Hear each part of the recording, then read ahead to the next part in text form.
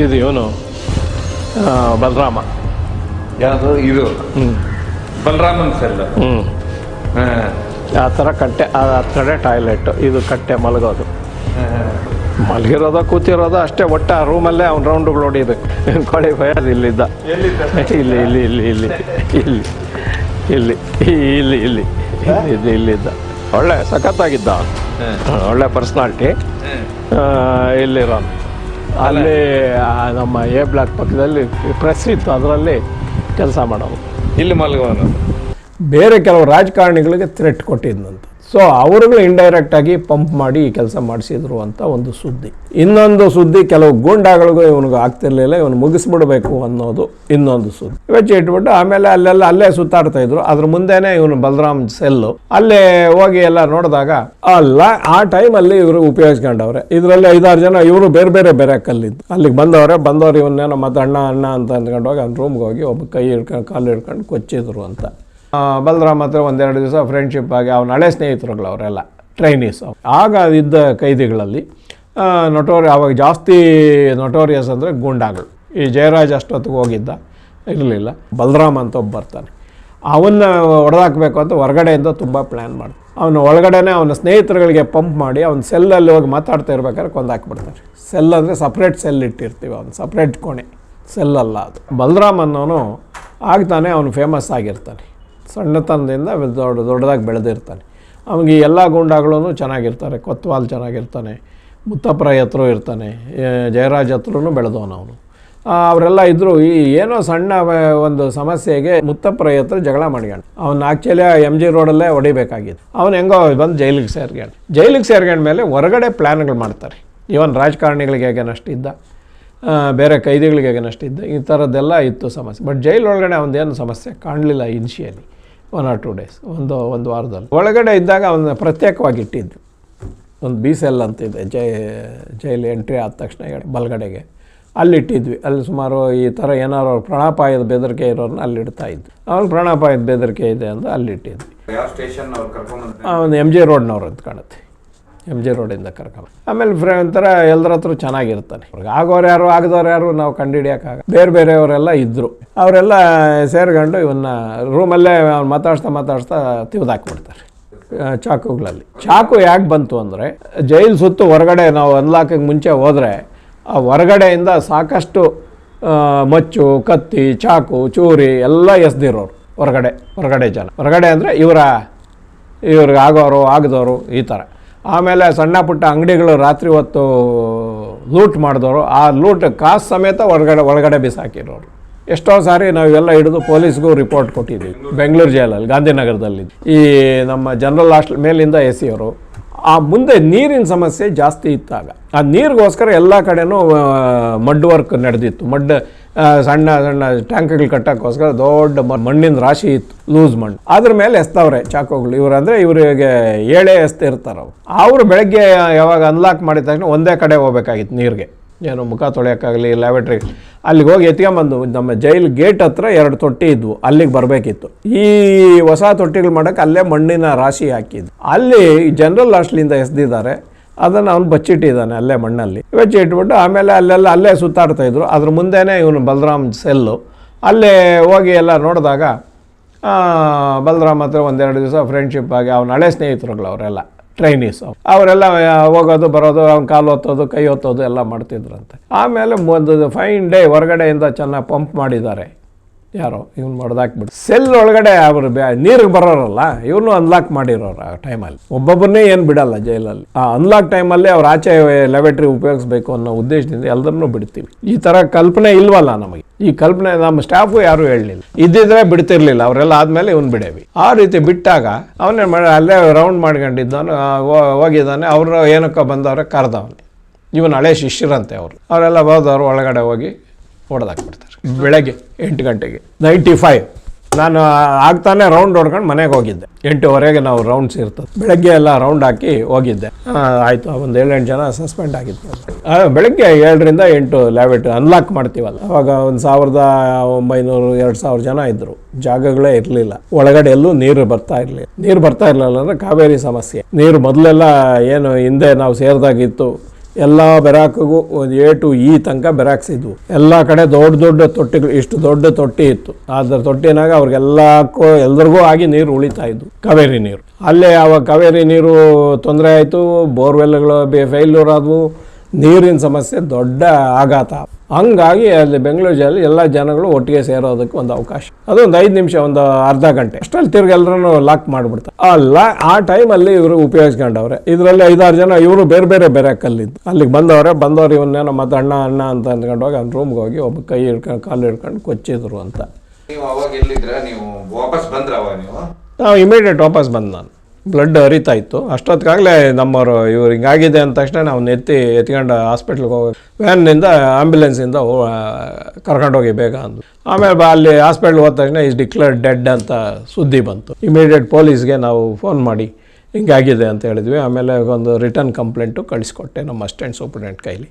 ಅದು ಒಂದಾಯಿತು. ಆಮೇಲೆ ಕೇಸ್ ನಡೀತು. ಕೇಸಲ್ಲಿ ಎಲ್ಲ ಸಜಾ ಆಯಿತು ಅವ್ರಿಗೆ, ಹೊಡೆದವ್ರಿಗೆ ಸಜಾ ಆಯಿತು.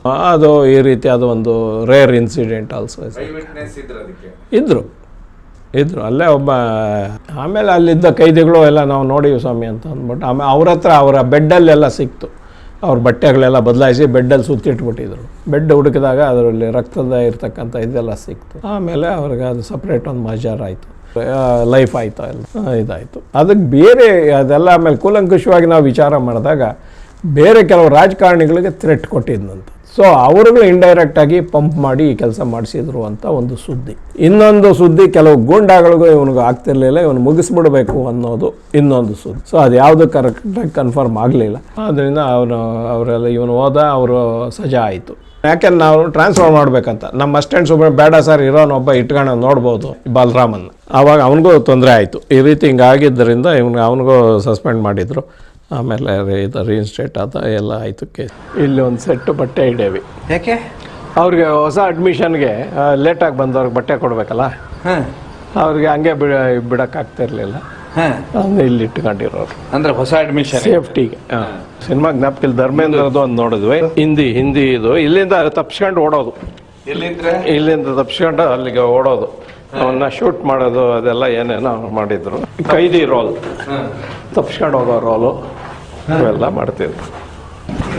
ಇದೊಂದು ಪ್ಯಾಸೇಜು. ಇಲ್ಲಿ ಏನಾದ್ರು ಇಟ್ಕೊಂಡವ್ರು ನಮ್ಮ ಸ್ಟಾಫ್. ಇಲ್ಲಿ ಜನ ಜಾಸ್ತಿ ತಗೊಳ್ತಾ ಇರ್ಲಿಲ್ಲ ಇಲ್ಲಿಗೆ. ಏನ್ ಸರ್ ಇದೇ ಲೈಬ್ರರಿಯಾ? ಅಲ್ಲಿ ಮೇಲೇನೆ ಅದು ಆ ಪ್ಯಾಸೇಜ್ ನೋಡಿವಲ್ಲ, ಅಲ್ಲಿ ಸ್ವಲ್ಪ ಹತ್ತು ಕಡೆಗೆ ಇನ್ನೂ ಎಕ್ವಿಪ್ಮೆಂಟ್ಸ್ ಎಲ್ಲ ಇತ್ತು. ಸ್ವಲ್ಪ ತೆಗೆದವ್ರೆ. ಅದು ಇದು ಒಳ್ಳೆ ಆಂಟಿಕ್ ಆಗಿದೆ ಇದು. ಅದೇ ಕಬ್ಬಣ ನೋಡಿ, ಬನ್ನಿ. ಇದು ದೊಡ್ಡ ಆಂಟಿಕ್. ಇದು ಚೇಂಜ್ ಆಗಿಲ್ಲ ನೋಡಿ, ಚೇಂಜ್ ಆಗಿಲ್ಲ. ಇಲ್ಲಿ ವಾಲಿಬಾಲ್ ಕೋರ್ಟು. ಎಲ್ಲಿ ಸರ್? ಇದು ವಾಲಿಬಾಲ್ ಕೋರ್ಟ್ ಇದು. ಹೌದೌದು, ನಾವೆಲ್ಲ ಆಡ್ತಾ ಇದ್ವಿ ಕೈದಿಗಳು. ನೀವು ಆಡೋರೆ? ಕೈದಿಗಳ ಜೊತೆ. ಹೌದೌದು, ಕೈದಿಗಳು ಟೂರ್ನಮೆಂಟ್ ಕಂಡಕ್ಟ್ ಮಾಡೇವಿ. ಇವನ್ ಇಲ್ಲಿ ಹೊರಗಡೆ ನಮ್ಮ ಗೇಟ್ ಪಕ್ಕದಲ್ಲೇನೆ ನಮ್ಮದು ಟೂರ್ನಮೆಂಟ್ ಕೋರ್ಟ್ ಇತ್ತು. ಎಲ್ಲ in all respect it was equipped. ಕೈದಿಗಳಂದ್ರೆ ಯಾರು ಆಡೋರು ಸರ್ ವಾಲಿಬಾಲ್? ಕೈದಿ ನಮ್ಮ ಸಜಾಬಂದಿಗಳು. ಸಜಾಬಂದಿ, ಅಂಡರ್ ಟ್ರಯಲ್ಲು, ಭಾಳ ದೊಡ್ಡ ದೊಡ್ಡ ಕೈದಿಗಳೇ ಆಡೋರು. ಅಲ್ಲೇ ಅವರು ಅಭ್ಯಾಸ ಮಾಡ್ಕೊಂಡು ಇಡ್ತಾರಲ್ಲ ಹುಡುಗರಲ್ಲಿ, ಇಲ್ಲಿ ಬಂದು ಅದನ್ನ ಇಂಪ್ರೂವ್ ಮಾಡ್ಕೊಂಡವ್ರು. ಅಂದ್ರೆ ಯಾರ್ಯಾರು ಇದ್ರು ಸರ್ ಅವಾಗ? ಯಾರಾದ್ರೂ ವಾಲಿಬಾಲ್ ಪ್ಲೇಯರ್ ಆಗಿದ್ದು ನೆನಪಿದೆನಾ? ಫೇಮಸ್ ಒಬ್ಬ ದೀನ್ ದಯಾಳ್ ಅಂತ, ಇದು ಮುನಿ ಗವಿಯಪ್ಪನವ್ರು ಹೊಡೆದ್ಬಿಟ್ಟಿದ್ದ ನೋಡಿ, ಪ್ರಿನ್ಸಿಪಾಲ್ ನೋಡಿ. ಹಿಂಗೆ ಬೆರಾಕ್ ಫಾರ್ 100 ಪೀಸ್. ನಾವು ಹಾಕೇವಿ ಒಂದು 300-400 ಜನ. ಎಷ್ಟು ಸರ್ ಇದು? 100 ಜನ. ಒಂದೊಂದ್ರಲ್ಲಿ 25 ಹಿಂಗೆ ಕಟ್ಟೆ ಇದಾವಲ್ಲ, ಒಂದೊಂದು ಕಟ್ಟೆಗೆ ಒಬ್ಬೊಬ್ಬ ಅಂತ. ಈ ಕಟ್ಟೆಯಲ್ಲಿ ಇವನು ಇರಬೇಕು, ಅಲ್ಲಿ ಟವರಲ್ಲಿ ಬರೋದು ಇಂಥ ಕಟ್ಟೆ ಖಾಲಿ ಇದೆ ಅಲ್ಲಿ ಹೋಗು ಅಂತ. ಇದು 25 ಜನಕ್ಕೆ. ನಾವು ಒಂದೊಂದು ಎನ್ಕ್ಲೋಜರ್ಗೆ 100 ಜನ ಹಾಕೇವಿ. ಎಷ್ಟು ಜನ? 100 ಜನರಿಗೆ. ಅಷ್ಟು ಪಾಪ್ಯುಲೇಷನ್. ಇಲ್ಲೆಲ್ಲ ಮಲ್ಗಿರೋರು, ಇಲ್ಲಿ ಮಲ್ಗಿರೋರು, ಇದ್ರ ಮೇಲೆ 2-3 ಮಲ್ಗಿರೋರು. ಇದ್ರ ಮೇಲೆ ಎಷ್ಟೋ ಸರ್. ಇದು ಏನ್ ಸರ್? ಇದು ಕೈದಿ ಮಲ್ಗೋದಕ್ಕಿದೆ, ಮಲ್ಗೋ ಕಟ್ಟೆ ಇದು. ಇದ್ರ ಮೇಲೆ ಕಾರ್ಪೆಟ್ಟು, ಇಲ್ಲೊಂದು ದಿಂಬು ಕೊಡೇವಿ, ಒಂದು ಬೆಡ್ಶೀಟ್ ಕೊಡೇವಿ, ಮಲ್ಕೋಣವ್ರು. ಈಗ ಇತ್ತ ಸರ್ ಅವಾಗ? ಹೌದು, ಸೇಮ್. ಇನ್ನು ಸ್ವಲ್ಪ ಎತ್ತರ ಇತ್ತು, ಈಗ ಇದು ಮಾಡಿದ್ರು ಸರ್. ಇದು ರೂಪ್ ಈಗ ಇಲ್ಲ, ಅವಾಗ ಹೆಂಚಿನ ರೂಫು ಹಿಂಗೆ ಈ ಶೇಪ್ ಈ ಥರ. ಸೊ ಈಗ ಇಷ್ಟು ಉದ್ದ ಇದೆ ಸರ್ ಇಲ್ಲಿ. ಇದು ಮಧ್ಯೆ ಬ್ಲಾಕ್ ಗೋಡೆ. ಇದಕ್ಕೆ ಇದು ಎಂಟ್ರಿ, ಅದಕ್ಕೆ 10 ಕಡೆ ಎಂಟ್ರಿ, ಆ ರೂಮ್ಗೂ ಹತ್ತು ಕಡೆ ಎಂಟ್ರಿ, ಅದಕ್ಕೆ ಆ ಹತ್ತು ಕಡೆ ಗೋಡೆ ಮಾರನೆ ಇದ್ರ ಕಡೆ ಹೋಮ್ ಸೈನ್ಸ್ ಕಡೆ. ಇದಕ್ಕೆ ಇದು ಇಲ್ಲ, ಟಾಯ್ಲೆಟ್ ಏನಿಲ್ಲ ಒಳಗೆ? ಟಾಯ್ಲೆಟ್ ಇಲ್ಲಿತ್ತು ಸರ್, ಇಲ್ಲಿತ್ತು. ಸೊ ಇದು ಹಾಗಾದ್ರೆ ಕೈದಿಗಳ ಮಲಗು ಕಟ್ಟೆ. ಹೌದು. ಈ ರೂಮಲ್ಲಿ ನೀವು ಯಾರಾದ್ರೂ ನಟೋರಿಯಸ್ ನೋಡಿದ್ ನೆನಪಿದೆನಾ? ಎಲ್ಲ ನಟೋರಿಯಸ್ ಇಲ್ಲೇ ಆಗ್ತಾ ಇದ್ವಿ. ಇದು ಈ ಮೂಲೆಯಲ್ಲಿ ಇದು ಇರ್ತಿರ್ಲಿಲ್ಲ. ಇದಿಷ್ಟು ಕಟ್ಟೆ, ಇಲ್ಲಿ ಮಧ್ಯೆ ವಾಟರ್ ತೊಟ್ಟಿ. ಎಲ್ಲಿ? ಇದು ಇಲ್ಲೊಂದು ತೊಟ್ಟಿ ಇತ್ತು, ಅವ್ರು ಇಟ್ಟಿಲ್ಲ ಅಷ್ಟೇ, ಹೊಡೆದಾಕ್ಯವ್ರೆ. ಇಲ್ಲೊಂದು ತೊಟ್ಟಿ, ಇದ್ರ ತುಂಬ ನೀರು ತುಂಬಿಸ್ಕೊಂಡವ್ರು. ನೈಟ್ ಬೇಕಾದ್ರೆ ಇದನ್ನ ಈ ನೀರು ತಗೊಂಡು ಇಲ್ಲಿ ಹೋಗೋರು. ಇದು ಟಾಯ್ಲೆಟ್? ಇದು ಟಾಯ್ಲೆಟ್. ಓಹೋ, ಇಲ್ಲಿ ಮಲಗಬೇಕು, ಅಲ್ಲೇ ಟಾಯ್ಲೆಟ್. ಇಲ್ಲಿ ತನಕ 100 ಜನ ಅಂದ್ರೆ ಪಾಪ ಏನ್ ಮಾಡೋರು, ಇವ್ರು ಹೋಗಿ 10 ಕಡೆ ಎಲ್ಲಾರ ಒಂದ್ ಕಡೆ ಸೇರ್ಕೊಂಡು ಮಲಗೋರು. ಇತ್ ಕಡೆ ಗೋಡೆ ಪೂರ್ತಿ ಮುಚ್ಚಿರೋದು, ಇತ್ ಕಡೆ ಕಾಣ್ತಿರೋದು. ಓಪನ್? ಓಪನ್ ಅಂದ್ರೆ ಇಷ್ಟ ಹತ್ರ ಇದು ಹಾಕಿರ್ತಿದ್ವಿ, ಡೋರ್. ಮತ್ತದು ಮುಚ್ಚಿರೋದು ಅಂದ್ರೆ ಸ್ಮೆಲ್ ಹೊಡಿತಾ ಇರೋದು. ಸ್ಮೆಲ್ ನೀರ್ ಹಾಕೊಂಡ್ರೆ ಸ್ಮೆಲ್ ಇರ್ತಿರ್ಲಿಲ್ಲ. ಇಲ್ಲೇ ಫಿನೈಲು ಇಟ್ಟಿರ್ತಿದ್ವಿ. ಬಟ್ ಕೆಲವರೆಲ್ಲ ಬೇಕಾಗೆ ಗಲೀಜ್ ಮಾಡೋರು. ಬೆಳಗ್ಗೆ ಇನ್ಸ್ಪೆಕ್ಷನ್ ಇದೇನೆ ತಾನೆ ಸೂಪರ್ಡೆಂಟ್? ಇದೆ. ಹಾಗಾದ್ರೆ ಟಾಯ್ಲೆಟ್? ಹೌದು. ಆಮೇಲೆ ಬಾತ್ರೂಮ್ ಒಳಗಿಲ್ಲ? ಬಾತ್ರೂಮ್ ಇದ್ರ ಪಕ್ಕದಾಗ ಒಂದು ತೊಟ್ಟಿ, ಒಂದು ತೊಟ್ಟಿ ಇಷ್ಟು ಉದ್ದ, ಒಂದು 10 ಅಡಿ ಉದ್ದ, ಒಂದು 3 ಅಡಿ ಅಗಲ. ಆ ತೊಟ್ಟಿಗೆ ನೀರು ತುಂಬವು. ಎಲ್ಲಿ? ಇಲ್ಲಿ. ಇವೆಲ್ಲ ಏನೋ ಹೈಟ್ ಮಾಡಿದ್ದಾರೆ. ಇದೆಲ್ಲ ಲೆವೆಲ್, ಗ್ರೌಂಡ್ ಲೆವೆಲ್ಗೆ ಕೆಳಗಡೆ ಇತ್ತು. ಅದ್ರ ತುಂಬಾ ಕಾವೇರಿ ನೀರು ಬರೋವು. ಇಲ್ಲಿ ನೈಟ್ ಬಂತು ಅಂದ್ರೆ ಫುಲ್ ತುಂಬೋಗೋದು. ಬೆಳಗ್ಗೆ ಎದ್ದು ಅದರ ಸುತ್ತ ನಿಲ್ತ್ಕೊಂಡು ಸ್ನಾನ ಮಾಡ್ಕೊಳ್ಳೋರು. ಇಲ್ಲಿ ಸೋಮ ಹೆಚ್ಚಾಗಿ ಇತ್ ಕಡೆ ಇರ್ತಾ ಇದ್ದಿದ್ದ ಅವನು. ಸೋಮನ ಬಿ ಬ್ಲಾಕ್, ಸಿ ಬ್ಲಾಕ್ ಅಲ್ಲಿ ಇರೋ. ಅಲ್ಲಲ್ಲ ಸರ್, ಈಗ ಸೋಮ ಎಲ್ಲಿ ಮಲ್ಗೋನು? ಇಲ್ಲಿ. ಇದು ಸೋಮ ಮಧ್ಯ ಜಾಗ. ಸುಮಾರು ಡೆಡ್ಲಿ ಸೋಮನಿಗೆ ಭಯಂಕರ ಅಭಿಮಾನಿಗಳಿದ್ದಾರೆ ಇವತ್ತಿಗೂ. ಹೌದು. ಸೋಮ ಜೈಲಲ್ಲಿ ಮಲಗ್ತಾ ಇದ್ದಿದ್ದ ಜಾಗ ಅಂದ್ರೆ ಇದೆ ಅಂತೆ. ಜೈಲ್ ಸೂಪರಿಂಟೆಂಡೆಂಟ್ ಜಯರಾಮಯ್ಯ ಅವರೇ ಹೇಳ್ತಾ ಇದಾರೆ. ಯಾಕಂತ ಹೇಳಿದ್ರೆ ಡೆಡ್ಲಿ ಸೋಮ ಜಯರಾಮಯ್ಯ ಅವರು ಇದ್ರಲ್ಲೇ ಇದ್ದಿದ್ದು. ಇಲ್ಲೇ ಮಲ್ಗೋಣ ಸರ್? ಯಾವ್ದು? ಅವನಿಗೇನ್ ಸಜಾ ಆಗಿರ್ಲಿಲ್ಲ. ಅಂಡರ್ ಟ್ರಯಲ್ ಆಯ್ತಾ, ಈ ಪೋರ್ಷನ್ ಅಲ್ಲೇ ಅವ್ನು ಮಲಗ್ತಾ ಇದ್ವಿ. ಈ ಪೋರ್ಷನ್? ಬಸವ ಅಲ್ಲೇ ಇರೋನು. ಇಲ್ಲಿ ಅಪೋಸಿಟ್. ಸೊ ಸೋಮನ್ ಜಾಗ ಇದು. ಮನ್ಸ್ ಬೀಗ ಹಾಕ್ಬಿಟ್ರೆ ಇಷ್ಟೇ ಅವ್ರದ್ದು ಲೋಕ. ಅಂದ್ರೆ ಅವ್ರ ಲೋಕ ಇಷ್ಟೇ. ನೈಟ್ ಬೀಗ ಹಾಕಿದ್ರೆ ಅದು ಟಾಯ್ಲೆಟ್. 20 ಜನ ಇಲ್ಲಿ ಒಂದು ಇರೋರು. ಇಲ್ಲಿ ಬೀಗ ಹಾಕ್ಬಿಡೋರು, ಇಲ್ಲೂ ಬೀಗ ಹಾಕ್ಬಿಡೋರು? ಇಲ್ಲ, ಇದು ಗೋಡೆ. ಇದು ಆ ರೂಮಿಂದ ಇದಕ್ಕೆ ಕಾಂಟ್ಯಾಕ್ಟ್ ಇರ್ಲಿಲ್ಲ. ಇಲ್ಲಿ ಡೋರ್ ಇತ್ತು, ಸೆಂಟ್ರಲ್ ಡೋರ್ ಇತ್ತು ಇದಕ್ಕೆ ಮಧ್ಯೆ. ಸೈಡ್ ಇತ್ತು. ಹೌದು. ಇಲ್ಲಿ ಅವ್ರು ಹೋಗಕ್ಕೆ ಬರಕ್ಕೆ ಇದು. ಆಮೇಲೆ ಯಾರು ಹೋದ್ರು ಯಾರು ಬಂದ್ರು ಅಂತ ಇಲ್ಲಿದ್ದು ವಾರ್ಡರ್ ಡ್ಯೂಟಿ ಬರ್ಕೊಳ್ಳೋನು. ಈ ರೂಮಲ್ಲಿ ಇಷ್ಟು ಜನ ಇವತ್ತು ಖಾಲಿ ಆಗಿದ್ದಾರೆ, ಇಷ್ಟು ಜನ ಕೋರ್ಟ್ಗೆ ಹೋಗಿದ್ದಾರೆ, ಇಷ್ಟು ಜನ ಹೊಸ ಭರ್ತಿ ಬಂದಿದೆ ಅಂತ. ಅವಂಗಿಂತ ಬೆಡ್ ಕೊಟ್ಟಿದ್ದೀವಿ, ಇಂಥ ಇದು ಕೊಟ್ಟಿದ್ದೀವಿ ಅಂತ ಅವ್ನು ಬರ್ಕೊಳ್ಳೋನು. ಈಗ ನೀವು ನಿಂತ್ಕೊಂಡಿರೋದು ಸೋಮನ್ ಜಾಗ? ಹೌದು. ಡೆಡ್ಲಿ ಸೋಮ ಮಲಗೋ ಜಾಗ. ನೀವಂದ್ರೆ ಅವಾಗ ಇಲ್ಲಿ ಬರ್ತಾ ಇದ್ರ ಸರ್? ಪ್ರತಿದಿನ ಬೆಳಗ್ಗೆ ರೌಂಡ್ ಬಂದಾಗ ಎಲ್ಲ ರೂಮ್ಗಳು ನಾವು ಇನ್ಸ್ಪೆಕ್ಟ್ ಮಾಡೇವಿ. ಸರಿಯಾಗಿ ಇಟ್ಕೊಂಡವ್ರ ಮಾಡ್ತಾ ಇರೋದು ಸರ್ ಸೋಮ? ಏನು ಇಲ್ಲಿ ಕೂತಿರೋನು, ಬಟ್ಟೆ ಗಿಟ್ಟೆ ಮಡಿಚಿ ಕ್ಲೀನಾಗಿ ಇಟ್ಕೊಳ್ಳೋನು. ಅಷ್ಟೊಂದೆಲ್ಲ ಸ್ನಾನ ಗೀನ ಮಾಡಿ ಶುಭ್ರವಾಗಿರೋರು. ಹೌದಾ ಸರ್? ಈಗ ಇಷ್ಟೇ ಜಾಗ ಇದೆ ಅಲ್ಲ, ಈಗ ಇವ್ರೇನು ಇದು ಹಾಕಿದ್ರು, ಅವಾಗ ಇಲ್ಲೇನು ನೆಲ ಇತ್ತ ಇಲ್ಲಿ? ಇಲ್ಲ, ಅವಾಗ ಇದು ಕಟ್ಟೆ ಇತ್ತು. ನಾನು ಕ್ರಮೇಣ ಸ್ವಲ್ಪ ಹಳೇದಾತ ನಾನೇ ಇವೆಲ್ಲ ಒಡಸಾಕಿದ್ದೆ. ಏನು? ಜನಕ್ಕೆ ಜಾಗ ಸಾಕಾಗಲ್ಲ ಅಂತ 100-120 ಜನ ಹಾಕ್ಬೇಕಾಗಿತ್ತು. ಆವಾಗ ಅಟ್ಲೀಸ್ಟ್ ಮಲಗಕ್ಕೆ ಕಂಫರ್ಟ್ ಆಗೋದು. ಇಲ್ದಿರೋ ಇಲ್ಲಿ ಹಿಂಗೆ ಓರಿಯಾಗಿ ಮಲಗಬೇಕಿತ್ತು. ಎಷ್ಟೊತ್ತು ಮಲಗ್ತಾರೆ ಸಣ್ಣ, ಅದಕ್ಕೆ ಅದೆಲ್ಲ ಸ್ವಲ್ಪ ಕಂಫರ್ಟ್ ಆಗಲಿ ಅಂತ ಮಾಡಿದ್ವಿ. ಒಡ್ಸಾಕ್ಬಿಟ್ರ?